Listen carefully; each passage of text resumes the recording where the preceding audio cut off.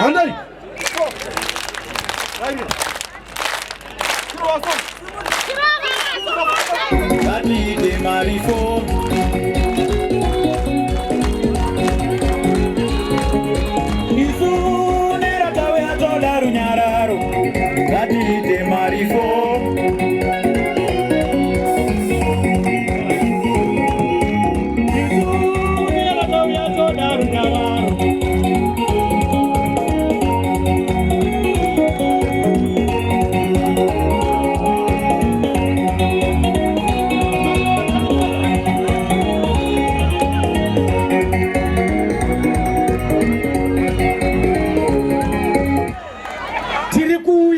Muno Chitungwiza tichizivisa vana veZimbabwe kuti Nera Youth Forum yataura iyo kuti enough is enough. My elections in Zimbabwe, they've always been disputed. Hapana singazviziva muno kuti savi vakawina kasingaperi. Asi zvakaita nekupi kwao. My election results anotora 48 hours naevanhu vehama anotadza kuitika. Ko zvino kana achiita 2 months zvinorevei? My youth in Zimbabwe are kuti no more cooking of elections. No more cooking of election results. Saka naizvozvo ndoda kutenda vana vechidiki mauya pano kuti mutsigire muchiratidza utungamiri hwedu huri papo kuti tiri kubvuma kuti gore rino pavanongodaidzira ivo vezeki kuti kuno register pachaitika mitsara yavasati vamboona. Ndiri kunyeba here? Thank you very much. Ndinoda kudaidza vakomana veNera Youth. Right, ndofunga makamuchiziva mese, munoziva mese kuti chiitiko chino ndeche mayuthi ndevechidiki vamuri kuona vamwe vari pabhana vari panapa. Takabatana mapolitical party ese ino yatiri launch yevoter education neregistration. Saka zvogona kukunetsai kuti sei madhara auya akaita takeover chinhu chemayuthi. Hatisati tatorerwa madhara auya kuzoloncha kuti isusu tiite basa, titange kuita basa. Ahoi mayuthi ahoi! Ahoi mayuthi ahoi! Tikati ngachitsve! Right mazvita basa randatumwa panapa ratoda kuita harina kukura stereki ndere kuintroducer vanhu vari pano. Ndichatanga pano nevanhu vanga vachimhanya paground kuti basa riitwe. Tine Chitungwiza province yatakasarudza inobva kumapolitical parties akasiyana siyana. Vari pano ava ndivo chairman weChitungwiza province veNera. Handiti mazvinzwa? Mazvita chairman. Dzikai.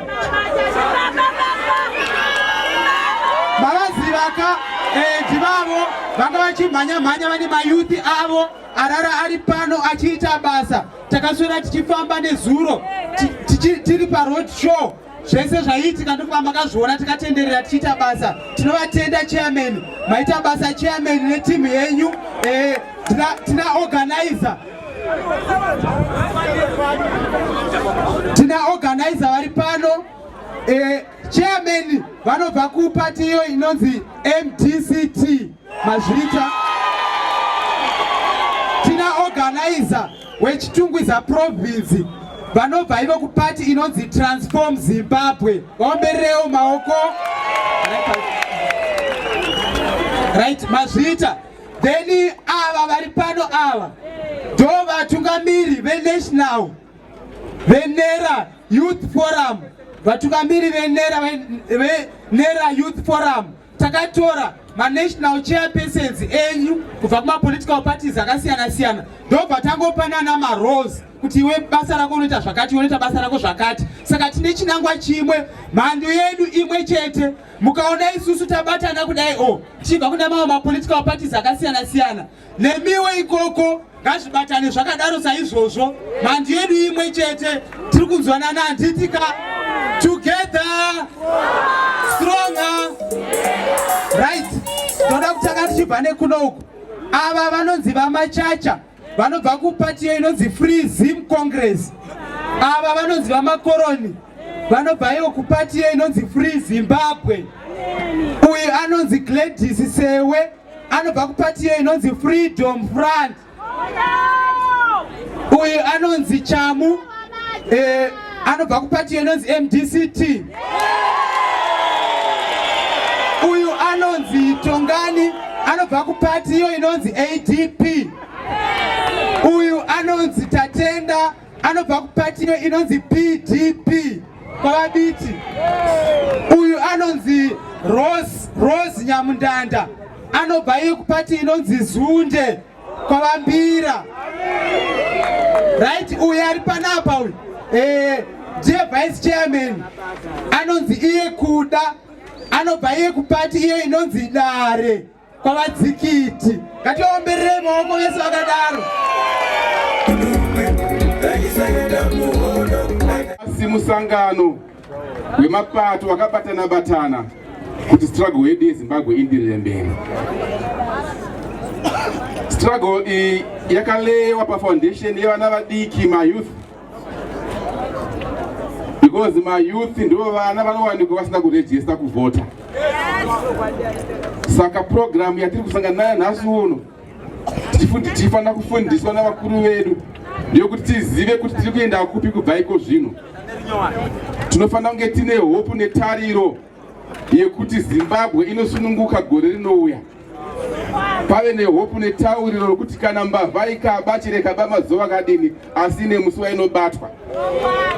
Mugabe neZanu vari kubatwa 2018 vachiba. Endi ndokwatiri kuzovasungira mbira dzakondo ipapo. Saka muchinzwa vakuru nhasi vakuzokudzai nhoroondo iyoyo kuti tichafamba sei. Musabvuma kuvhundusirwaba. Haisi nguva yekutya mupurisa iko zvino. Haisi nguva yekutya muzanu PF muyouth iko zvino. Inguva yekuzvisunungura. And imi mwana wadiki ndimufana kuzvisunungura vacho. Saka hamufani kutya. Vanga vachitenderera makuseni vanga vanendwa mapurisa vaya mabhodha gezi aya. Anga ari mazanu PF akapfekedzwa hembe dzechipurisa. Oh, shame on Robert Mugabe. Haunyarere nenguva ino kita chitsotsi. Asi ndinokutendai kuti mauya makawanda, madhifa yakuvhundusirwa, mauya kuzonzwa kufundisiwa. Saka musafa makatya zvakare.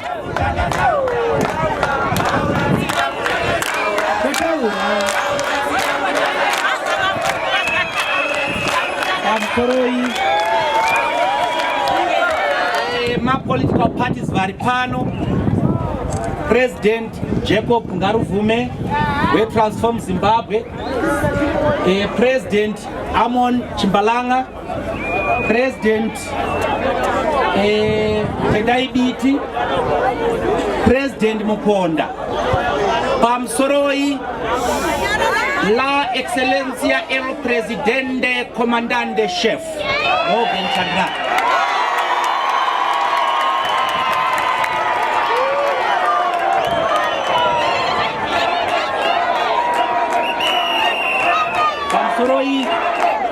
President Peter vakamirira President Peter Shmurai. Nhasi handisi kutaura zvakawanda nokuti pano tichatanga kunzwa nhoroondo, tichanzwa nhauro dzichataurwa nemapresident edu. Asi nyaya ndinoda kungotaura chete ndeyekuti kana tichiti ma-electoral reform tinorevei. Tiri kureva kuti sarudzo dzedu hadzifaniri kuva nemhirizhonga. Sarudzo dzedu hadzifaniri kuva nekutyisidzirana. Munhu anofanira kuvhota paanoda nekuti mwoyo muti unomera paunoda. Saka naizvozvo kurwa kwedu kwatiri kuita ndekwekuti kana pari panhepfenyuro mukati vaMugabe vanotaura 5 hours, vaTsvangirai ngavataurewo 5 hours. Ma-political parties ese ngaataurewo 5 hours ipa. Tiri kuti zvakare hakuna musoja kana mu-CIO kana mupurisa anofanira kuva nechekuita nezvematongerwo enyika. Naizvozvo takatanga chirongwa chenational reform electoral reform agenda yakunzi Zimbabwe National Electoral Reform of Zimbabwe. Zvatiri kuitira ndezvokuti tibatane mapato ese pakurwisa kubirwa kwesarudzo kuitira kuti gore rinouya anohwina ahwina. Zvino ndauda unopedzisa zvangu vana vakaungana pano ndaona kuti pakazara mayouth pachauya vanhu vezanu vachitaura zvakawanda wanda vachikupromisai zvakawanda wanda zvabva zvaita kuti nditondere rumbo rwakaimbwa naDayton Somanje wepenga udzoke rwandiri kuda kuti kana vezanu vauya mozovabvunza nerwiyo irworo munonyepa kwazvo munonyepa kwazvo munonyepa kwazvo munonyepa kwazvo vakati handei kwamutare vakati handei kuHarare kwedu kuHarare kwaite basa kwedu kwamutare kwaite basa munonyepa fani mukoma munonyepa fani.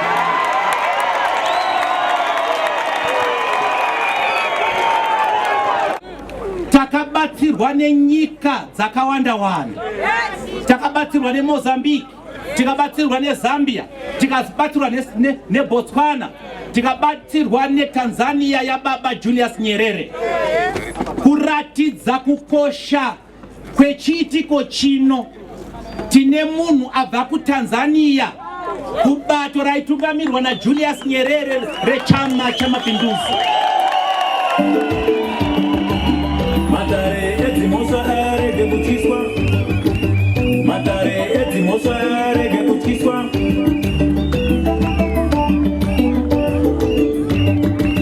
Jango daro tete sarudo tachena Jango daro tete sarudo tachena. Together stronger together. Thank you. My name is Stephen John Masunga. I'm from CCM Diaspora in Tanzania. And as they says, we supported the struggle of Zimbabwe independence, but not this Zimbabwe. Not this Zimbabwe. Our leader, they sent troops to help here. Our people, they died in this country. But I can tell you today, they died for nothing. Those Mozambicans who are supporting your struggle, those who lost their life here, it's for nothing. This is not the Zimbabwe we wanted. We wanted a Zimbabwe where there will be freedom, where there will be democracy, freedom to the press, freedom of movement, where you can even condemn the president and you won't be arrested. That is a Zimbabwe we wanted. We want a Zimbabwe where you see everybody got free education.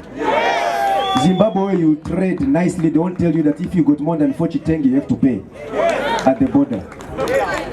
Honorable President of Zimbabwe, Morgan Tsvangirai, I normally call him the president.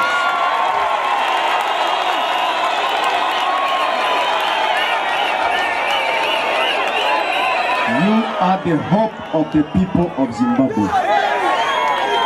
The way Moses took people from Egypt to Israel, take these people to a better Zimbabwe. As I can tell you today, Honorable President, he is the president, seriously. Anybody with a brain, when you go to election to vote, you do have a brain, you can't vote for somebody who got over 90 years. He's not thinking straight. Even your grandfather at your house, just check example of your grandfather at home. A grandfather when he's 80 cannot even remember your name. He'll ask you, who are you? I'm your son. Hey, sorry, I forgot. That is the 90 years. Then you want to be president. How can you rule the country? And we have to unite political parties in Africa, those who want to free their people. MDC has to work with other party, freedom fighters, the real one, not this fake one we call ZANU-PF. The real one, like UPND in Zambia. He's right in prison, they are rotten. Akainde Ichilema. He needs also your support. We had leaders in Tanzania. Magufuli is the president. He has changed everything. And believe me, We used to invite Mugabe in Tanzania during the independence and he used to speak. But now we will never ever allow him to speak. He got nothing to say. He got nothing to say. We don't want a president to be just told, this. We want someone who got a straight brain. When you are 90 years, you're supposed to be looking after your grandchildren, not the leader of the country. He's not there. So, Honorable President of Zimbabwe, Morgan Tsvangirai, be strong. Do not fear. The people of Zimbabwe, you must never fear. A bullet can only kill once, but when you kill 100 are born. Let's work together. We are together. We'll never leave you alone. Thank you.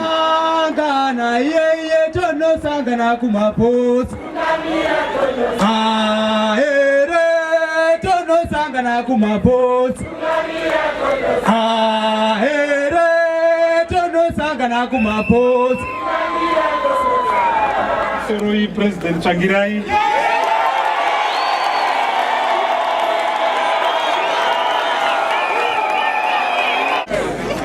Muswa 24 to 26 February 1999 takaenda ku hillside kumusangano wakadaidzwa neZimbabwe Congress of Trade Unions, musangano wainzi National Working People's Convention. Kumusangano ikoko takaita 11 resolutions. Pama resolution atakaita yanga yakakosha yanga iri resolution yekuti the working people of Zimbabwe are sick and tired of ZANU-PF. So nasi tasangana pano with 16 months to go to the next election in 2018. Tine resolution, tine chipangano chatakawirirana muna February 1999 chatisati tazadzisa. We have unfinished business from the National Working People's Convention, and that unfinished business is to liquidate Robert Mugabe and ZANU-PF.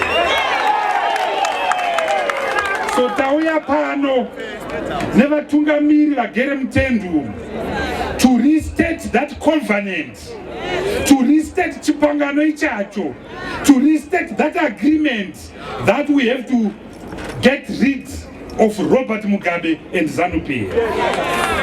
The journey of 1,000,000 miles begins with a small step. So kuno kuchitungwiza, we are making one bold step to ZANU-PF, to Robert Mugabe. Taneta hama dzinodikamo. Mudzimbao mutsukurarama netsaona. 79% of Zimbabweans are living in extreme poverty, surviving on less than 35 cents a day. Azvigone kuti 37 years after independence, 60% yevanhu vedu maroja. Enough is enough. So ndira kupa commitment ne promise to the people of Zimbabwe kuti we, the political leaders that are here, we are prepared and we will take the bullet in order to get to a new Zimbabwe. Kutaura izvinhu zvitatu vechidiki zvatinofana kuziva kuti tikasaita izvozvo 2018 unofanana nemamakore zvokuti tinokwanisa kusabuda tine chinobatika. Saka toda kuyambirai ndokuruma inzeve. Manje mukaruma nzeve nemunhu akaita senawo nemagirazi asi Mugabe amunoti zviri nani, chimbomberai maoko. Well done. Zvinhu zvitatu zvatinoda kuti tiite kuti Zimbabwe ibudirire muna 2018 kuti tibvise hurumende yaMugabe inonyepa zvekuti zvatinoziva kuti vakanyepa kuti vachakupai 2.2 million jobs, basa rimwe chete rikangowanikwa nemwana nemurume wani zviya wabhona ndiye akaone basa 1. Saka out of 2.2 million vakatipe basa 1 chete. Zvinhu zvitatu zvatinofana kuita kuti tibudirire muna 2018. Chekutanga, we must promote the spirit of working together. We must make sure that we promote the spirit of working together. Political parties must work together. Civil society must work together. So that we approach 2018 with common mind and common purpose. That is very important.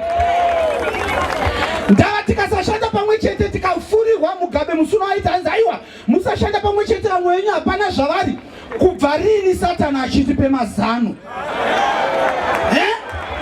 Saka we want to make sure that we work together. That's the first thing. And Jesus as political leaders, as you see, we are seated together and we want to work together because we love you and we love our nation. That's the first thing.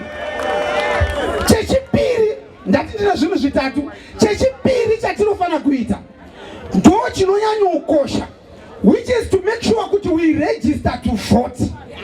Kana tikati tinoda kuti 2018 zviite zvakanaka, then toshaya nondo register tobva tavhota hapana chataita. I want you to be honest this afternoon. Vasina kuregister kuvhota chimbondisimudzirai maoko. Just be honest. Hamusati maregister muri kuonaka. That's why it is very important this program yatina Nera. Let us make sure that we all go and register to vote. Atindishoka. Chechitatu uye chekupedzisira chanoda kuudzai ndechekuti tabatana tashanda pamwe chete tanyorese kuvhota tovhota muna 2018. Chechitatu chatofana kuita tinofana kuva nehasha dzekuita protect the election. Hatini vechidiki vasina kutsamwa.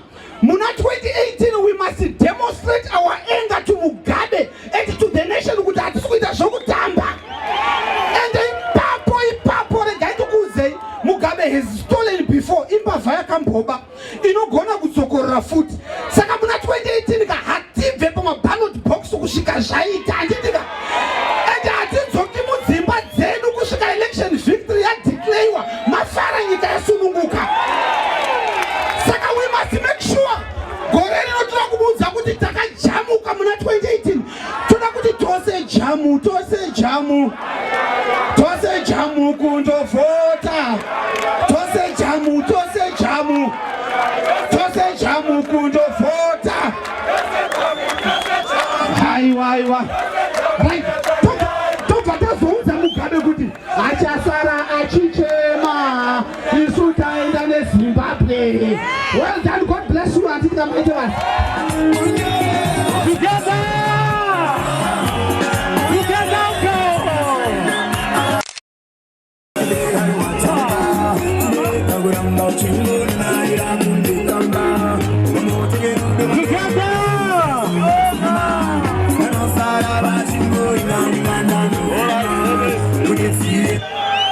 Ndoda kutenda ino kuungana kwa maita. Together, stronger. Nyaya iri pano vaMugari inyaya yakaoma. Ndoda kutanga ndichimbokubvunzai mubvunzo. Where have we gone wrong as a country, as a people? Patakarasika ndepapi?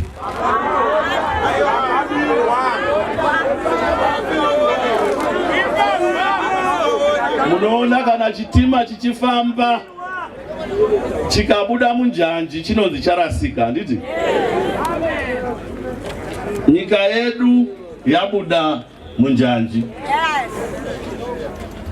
Question yatina ndeyokuti nemhaka yei? Vaya vakaenda kunorwa vachitisunungura anonzi ma-freedom fighters. Patakawana inonzi Zimbabwe. Vakarara nezamukana. And vakarara nezamukanwa nokuda kuti they only thought kuti tikaratane nyika inonzi Zimbabwe zvapera. They did not know that to fight for freedom is a constant battle.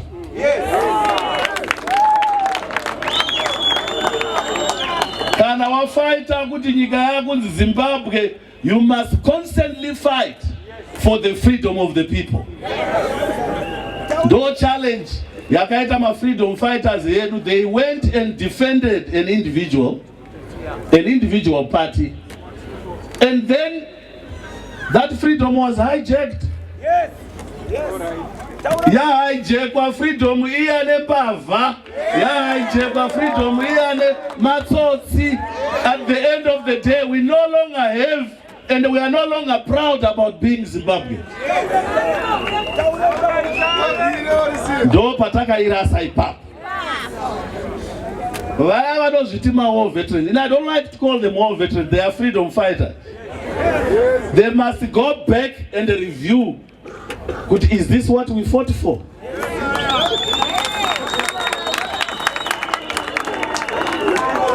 Ndo chitambe chatinacho nhasi. Tiri kuungana pano semapoka akasiyana siyana. Hazvirambidzwi kufoma party. Chiri important ndechekuti, why are you forming that party? What is important kubva patakafoma party inonzi MDC? We recognized one thing, that this is a people's project. And until we have given freedom to the people, we have failed in our journey to form that alternative.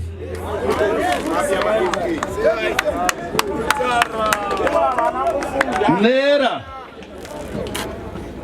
tichisangana munera, chinhu chakanaka zvikuru kuti nhasi ndigoshare platform nabiti uyu, ndigoshare platform nangadziwo, ndiani uyo Moyo Maponga, uyo ndiani uyo Ngaribvume, tese tine objective imwe chete.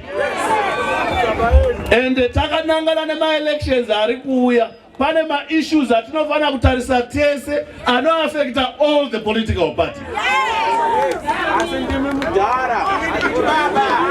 Together, stronger. Tiri kutarira zvinhu zviviri. Pa national level tiri kutaura nyaya yekuti pane voters roll here yatinogutsikana nayo. Tiri kutarisa nyaya yekuti vana vari kunzi ma-aliens ivo vari ma-Zimbabweans vanozosvika kupi vachizo-exercise their right in Zimbabwe. Tiri kutarira nyaya yekuti iyo zeki yacho kuti igozonzi izeki inoita sa-referee ari independent. Kwete referee anoita throw the whistle away and join the other team. Zeki yacho iri independent here. Imo muzeki macho secretariat irimo inorana mabasa. Havasi masoja here. Havasi ma-CIO here. Vanhu here vatinovimbika navo kuti patinotorana election they are able to exercise their independent role. Asi onaika izvo zvikagadziriswa izvi, but pane chimwe chinhu chatinofanira kugadzirisa pasi apa. Inyaya yokuti the environment yatinoenda kuma-elections yakamira sei. Kumamisha vanhu vaona nhamo, vaona nhamo nemasabhuku nemadzishe vachitinha vanhu, vaona nhamo nekuti anopuwa chikafu ndeweZANU-PF here vanhu veMDC, vaona nhamo yekuti kana mapurisa ariko acho anongotarira kuti uri weMDC here kana kuti weZANU-PF. We are being abused before we even go to an election. So the condition for a free and a fair election haingorevi chete kuti ane voters roll. Tinofana kuona kuti pasi apa vanhu vakasungunuka here to go and exercise their role. Zvatinoziva isusu vanhu kumamisha vari kuudzwa kuti patinokutorai picture neBVR taziva kuti tatokutora iwewe. Vanhu vakafunda, maticha nema-headmaster vari kutaurwa kutaurai kuti hamuna kufunda, munoda rubatsiro. Now, this is the basis why the elections in Zimbabwe have to be disputed. But ndoda kuudzai chinhu chimwe chete, chakachenjedza ndechakatanga. Vakatibira rwakawanda. Rwendo rwuno hapana anobira nokuti toziva mabiriro avari kuita. And we are going to refuse to accept a result isingapi the people of Zimbabwe the mandate. Muri kuzvinzwa here? Ndakuuya kunyaya yevana vadiki.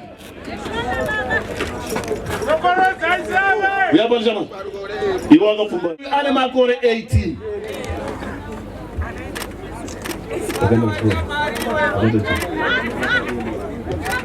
Ari kundudza kuti akaita O level. But I want to tell you one thing, this boy, if he doesn't change in 2018, I want to tell you one thing. Achadakara kuenda kunochembera kunoita pension asina umbosedza kana musi umwe chete.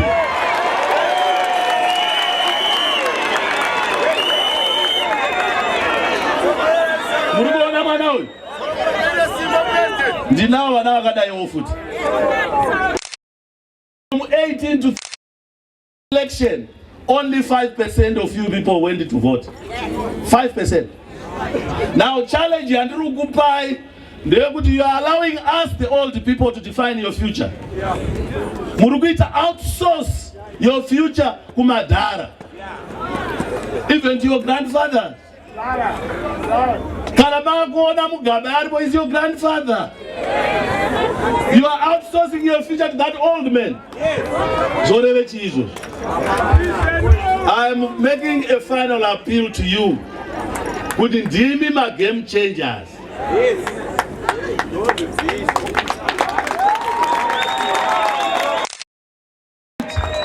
60% of you guys from 18 to 35 muri below the age of 40. Ndimi majority of the people. But unfortunately, chamuri kuita manje, muri kuya moti vatsvangira vari kuita sei manje.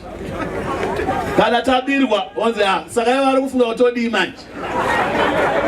Chitupa hauna. You have not made an effort to go and get an identity card. Musi wa kuregister kana vanhu vaya kuregister haupo. So what are you saying? You are saying the old generation must define your future. Koimi murugite ndo the last appeal yatinokupai.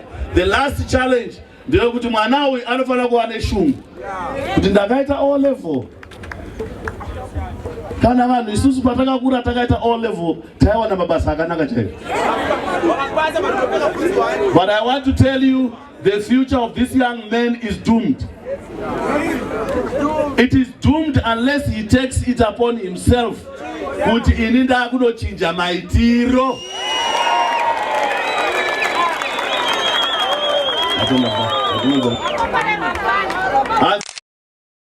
Zita rakanaka chaizvo. But zita iroro harina basa.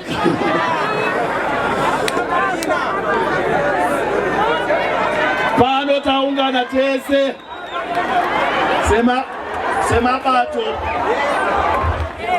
taenda kunoregister ngatichidzidzisanai kuti zvatiri kuenda kunovhota izvi nhasi BVR yauya inorevei uye inini role yangu ine ikakamira sei.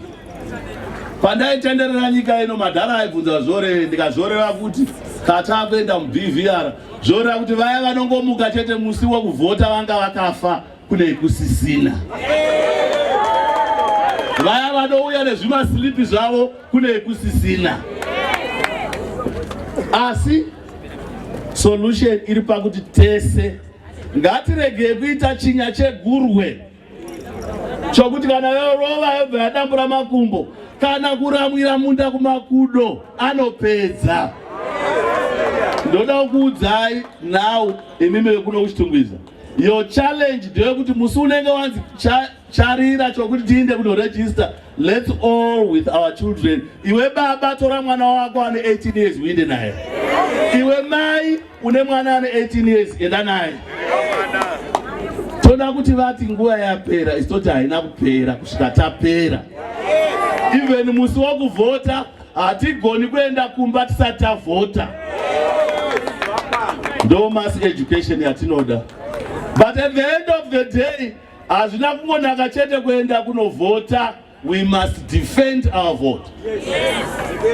Zviya zvokuti tinoenda toti vamwe vanhu vachadefenda vote yedu hakusisina. We are going to defend our vote. My last word kuvanhu vezanu.